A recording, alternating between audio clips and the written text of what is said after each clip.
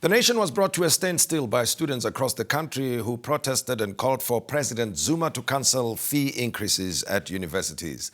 The government acceded to this demand, and this concession and demand are regarded as not going far enough by the South African Union of Students, who represent student councils at universities across the country. The union says it is prepared to enforce a national shutdown if higher education is not made free.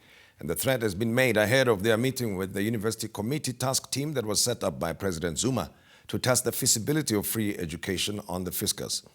The South African Union's Deputy Secretary General is Fasiha Hassan, who's here with us. Fasiha, pleasure to have you with us. Thank you for having me. And you are a student at Wits University at the same time. Yes, in the Wits SRC as well. And so the sentiments that you are going to express are not from Ivory Tower, head office only. They are from the ground. Or on the ground. On the ground.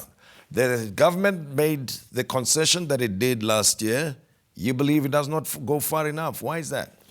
You'll remember when we started Fees Must Fall, the moratorium on fee increments was a symbolic commitment to what we were actually trying to do. We've always had a long-term vision for what we've wanted, and that's free and quality education for South Africa.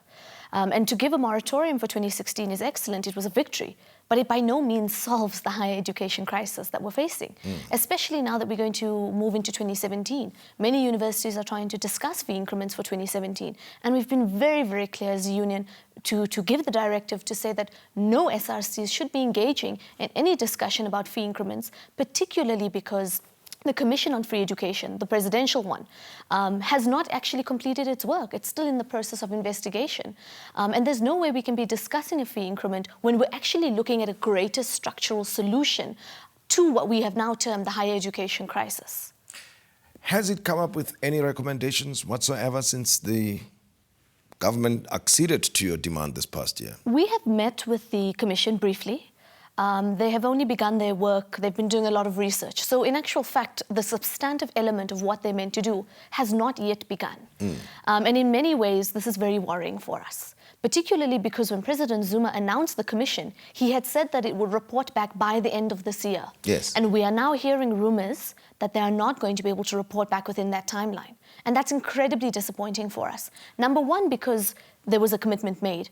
But number two, more importantly, because the need is urgent. We don't want a situation in 2017 where hundreds of thousands of students are going to again be excluded from the higher education system based on their financial standing. But the money, was it made available at least to make up for the shortfalls for this year? For 2016, government has been in negotiations with the universities to make up the shortfall, but the majority of it is coming from the state.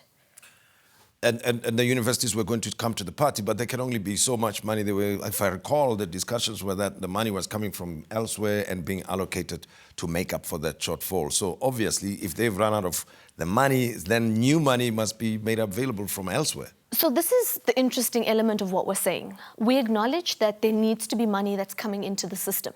Of course, there's issues of quality, there's issues of ensuring standards are where they need to be. And what we're saying is if there is going to be a fee increment, it cannot be students who are the ones who are going to bear the brunt for it. And let's contextualize when we say that. 1 in 2 people in South Africa are under the age of 25. We've just been given a growth rate of 0.1%. There's no way we're going to be able to grow the economy without skills upliftment. There's no way we're going to challenge and really dismantle the unemployment rate without an education. We as the youth of South Africa are not saying we just want free education for all. We didn't just wake up one day and said we're going to protest. We're looking at it in the bigger picture and in the greater scheme of things. And the fact of the matter is that we want to build the country. We want to make South Africa great. I'm sure many people will agree with that. But as matters stand right now, what do the students want? Free and quality education. Okay. And that was the call last year. Is the money there? Has the money been made available? We are now in the process of looking at policy. We've actually submitted to the Commission on Free Education on how we think models could work. Of course, we're still in that process, but there's a few things that need to happen. The first is political will. I think without political will, nothing is going to happen. But there also needs to be a reprioritization of spending. And there have been many studies and many research outputs that have come out to say that free and quality education is possible. But there is wastage in the system that we need to address. And I'll give you one example that we're looking at. there's a youth tax break for corporate companies that says, try and employ more young people and we'll give you a tax break. But it's not working the way it should. They're just claiming the money on already employed young people. That's one example of where we're saying money needs to be removed from and now put towards higher education. We're also looking at a corporate tax, possibly, a youth development tax, so to speak, something to increase money going into the education sector. But we must also acknowledge that it's not just the state. We need the private sector to come to the party as well. But here's the problem, Fasiha, and the government will tell you, I suppose, and say, we agree with you. To impose all those taxes is not something that we can do next week. We need to go through the whole process of tax reviews, of white papers being published, as well as getting other stakeholders to agree with us before we impose a tax. And these things may take 12 to 18 months. Would you be patient to wait for that? So I think the problem now has been a lack of communication, particularly around Minister Blade Nzimande's research and ministerial team that's looking at a fee increment. We by no means are not saying that free education is not a long-term goal. We know it is, and we know that there's work to be done. But we need some form of in-principle commitment to say we're working on it. And that's why we're saying that there can be no fee increment until the work of the Commission has at least completed itself. But when last did you meet with the task team, talk to the government and so on? Because, you know, one gets a sense, it's what month is this now? It's July, it's over. And then August, and of course, the whole focus has been on local government elections. I suppose that's partly the problem.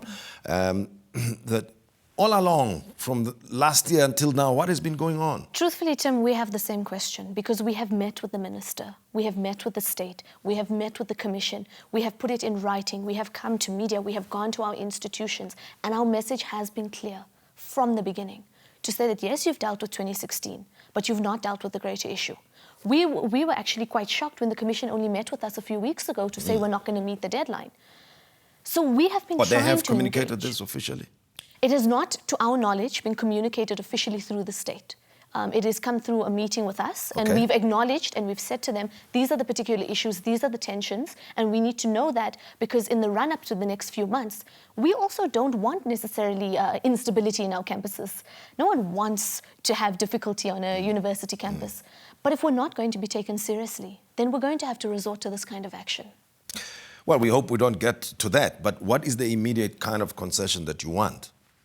The first and most important tension at the moment, and this has come out already in the public sphere, that there is a possible proposal or proposition that there might be a 6% increase for the year 2017. Now, government, the university sector, and higher education needs to deal with this first, because there is no way we will accept any fee increment until we know what's going on with free and quality education. And if they're willing to discuss that, because we've tried to, Just yesterday, we met with the CEO of University of South Africa, where we said, no, hold on, we're not going to accept a fee increment. We've said this to our vice-chancellors. That's the first point of contention. If we can sort of solve that, we can then prevent instability in the next few months. For that point to be put on the agenda suggests that it is being contemplated, isn't it? Yes, and that's what's led us to this position, because it's been contemplated outside of the student movement, outside of consultation, outside of speaking to us. I mean, when we started Fees Must Fall, it wasn't just to call for things. It was also to understand that students need to be inherently involved in the decision-making of higher education.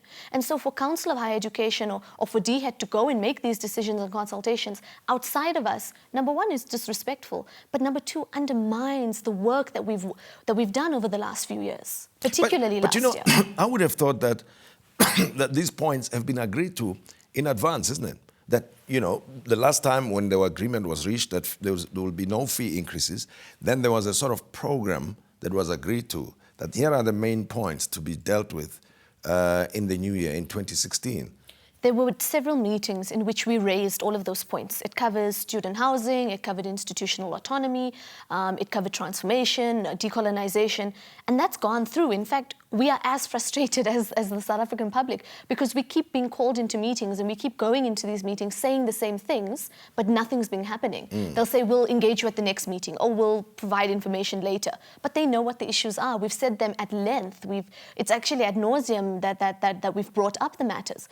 And you're quite right, nothing has been done about it. In fact, I would rather argue that Minister and universities are meeting with us merely to check a box, to say, oh, we've met with student leadership. Even if we disagree with them, they're like, no, we met with them, we'll move. And we're seeing it now, particularly with the restructuring of NSFAS, Yes. which we've rejected. We're saying we cannot be talking about NSFAS when we are looking at free and quality education. But they've disregarded that, and now there's an attempt just to move forward with that new model.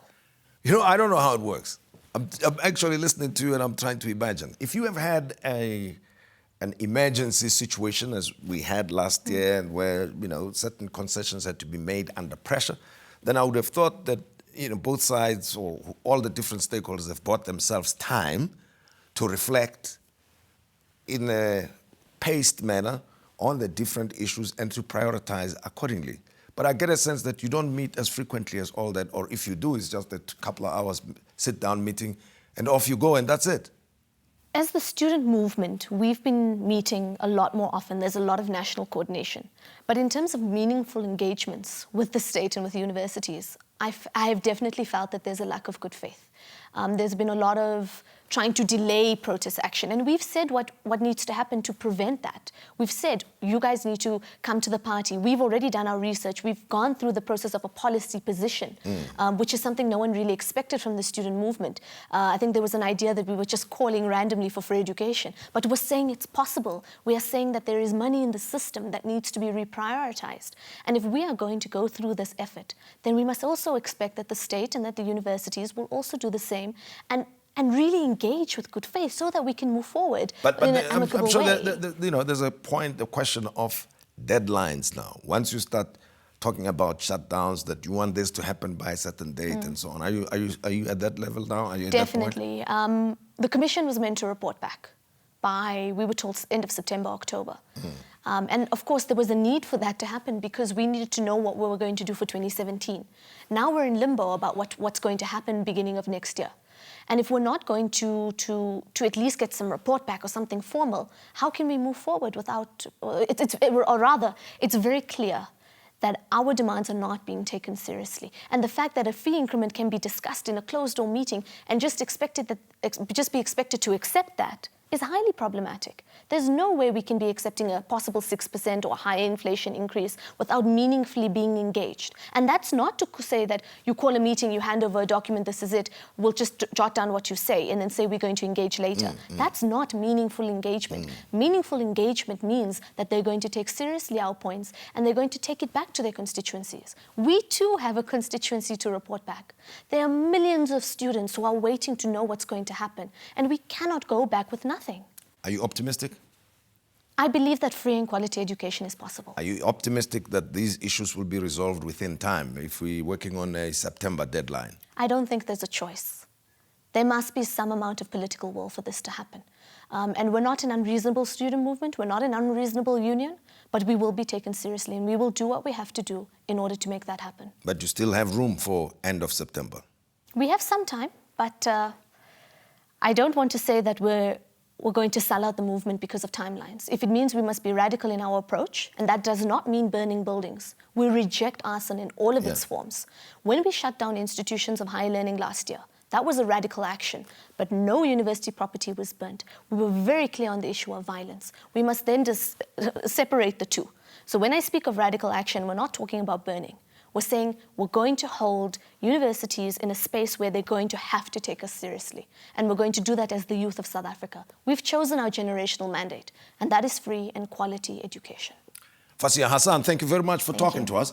And there you are, the voice of the students saying that they feel let down that from the concessions made by the government last year, by now there should have been direction on whether South Africa is on its way for a free and quality education at tertiary level. And the response from the students is that they have not seen any indication in that regard. What do you think about the management of the university education in South Africa? Share your thoughts with us and write to us, email at tonightwithtimmodise@gmail.com or on Twitter @timmodise.